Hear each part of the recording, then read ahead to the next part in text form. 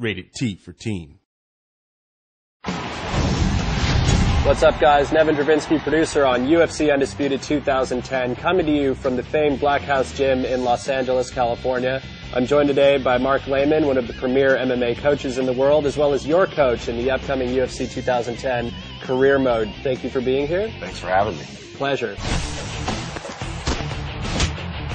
So, Mark, obviously one of the most noticeable combat improvements that we did this year was the concept of sways, where we're now able to duck and lean. Well, swaying allows you to see your opponent's attack and then dip out of the way so you're not getting hit with it, and it also allows you to come back with a counter attack. And there's some great examples of this, like Anderson Silva used this masterfully against Forrest Griffin in UFC 101, where he's able to... It was a clinic, right? Yeah, it was pretty insane. And you mentioned the fact of countering off of the sways, and that's one of the really important aspects of the system in the Undisputed game. Yeah, it really brings the octagon closer to the fan.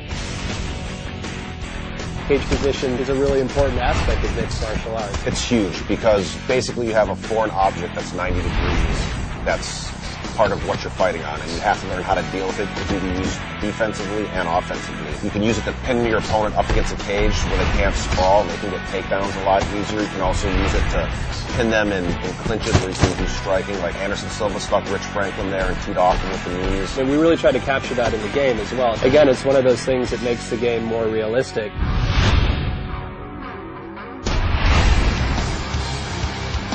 And Mark, you know, one of the things that I'm most pleased with in terms of improvements that went into the 2010 product was the submission system. You know, last year in 2009, we had this very sort of static state of animations where, you know, there'd be this initiation of a submission. Enough of your technical bull. All right. Basically what happened, I got to play the game, and it's awesome.